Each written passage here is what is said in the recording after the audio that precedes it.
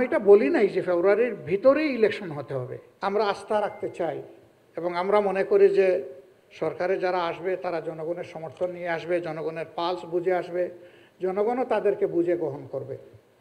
আমরা বিচারকে বাধ্য করে দিতে পারি না, আমরা বলে দিতে পারি না যে অত তারিখের মধ্যে বিচার সম্পন্ন করতে হবে। তাহলে এটা হবে বিচারের উপর নির্লজ্জ হস্তক্ষেপ, অহেতুক হস্তক্ষেপ। এ অধিকার আমাদের নেই, কিন্তু আমরা দাবি করতে পারি। আমরা মজলুম জনগণ হিসাবে দাবি করতে পারি, দাবির জায়গা আমাদের খোলা। এই দাবি সবাই করে, সকল যুগেই হয়েছে, আমাদেরও দাবি থাকবে। আর আমি এটা বলি নাই যে ফেব্রুয়ারির ভিতরেই ইলেকশন হতে হবে। আমি অনেকগুলা কারণে সেখানে বলেছি যে কেন এই ফেব্রুয়ারিকে চয়েস করা যায়। এরপরে এটা কোরআনের আয়াত নয়, বাস্তবায়নের প্রয়োজনে একটু আগাইতে পারে, একটু পিছাইতে পারে। এর আগেই যদি জাতির প্রত্যাশা পূরণ করে ইলেকশন হয়, তাতে আমার আপত্তি থাকবে কেন? আমার তো আপত্তি থাকার কথা না। আবার যদি এর জন্য আরও একটু সময়ের প্রয়োজন হয়, আমরা 15.5 বছর 16 বছর অপেক্ষা করতে পেরেছি, আরও 1-2 মাস অপেক্ষা করতে পারবো ইনশাআল্লাহ। দেশটা আমাদেরই, ভালোর জন্যই আমরা এটা করব। আপনার নেক্সট কোয়েশ্চন যে অন্তর্ভুক্তিমূলক নির্বাচন নিয়ে কোনো কথা হয়েছে কিনা? অবশ্যই হয়েছে। আওয়ামী লীগের ব্যাপারে তারা জানতে চেয়েছেন কিনা? হ্যাঁ, চেয়েছে। সবাই চাননি, 2-1টা জায়গায় তারা চেয়েছে। তা আমরা তাদেরকে বলেছি যে আমাদের দেশে এই কেবলমাত্র একটা গণহত্যা হয়ে গেছে, শহীদের মা শিশুরা এখনো কান্নাকাটি করছে, স্ত্রীরা কান্নাকাটি করছে, আহতরা কেউ কেউ এখনো হাসপাতালের বেডে আছে।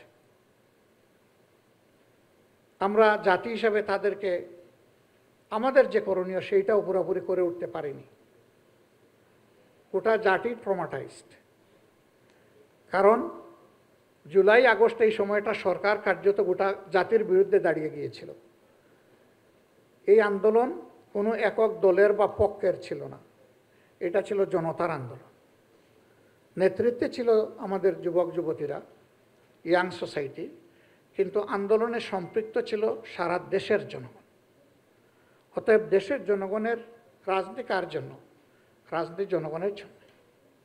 2 নম্বর, তারা তো অপার সুযোগ পেয়েছিলেন, তারা একটানা 3টা নির্বাচন তাদের অধীনে করেছেন। সেই নির্বাচনগুলোকে নির্বাচন রাখলেন না কেন? তারা তো নির্বাচনের জান কবজ করেছেন। এমনকি জনগণ তো বলে যে তাদের ভোটাররা, তাদেরকে যারা সমর্থন করে, ওরাও নির্বাচনের প্রতি এতটা আস্থা হারিয়ে ফেলেছিল, তারাও ভোট দিতে যায়নি। This is fact. তা সেই রকম একটা দলকে এই মুহূর্তেই বাংলাদেশের জনগণ গ্রহণ করবে কিনা এবং আওয়ামী লীগও তাদের মানসিকতা পরিবর্তন করেছে কিনা, সেটা বিশাল প্রশ্ন। একথা বলার পরে তারা আর কিছু বলেননি, তারা আর পাল্টা জিজ্ঞেস করেনি এইটা কি ওইটা কি, এখানেই তারা থেমে গেছে।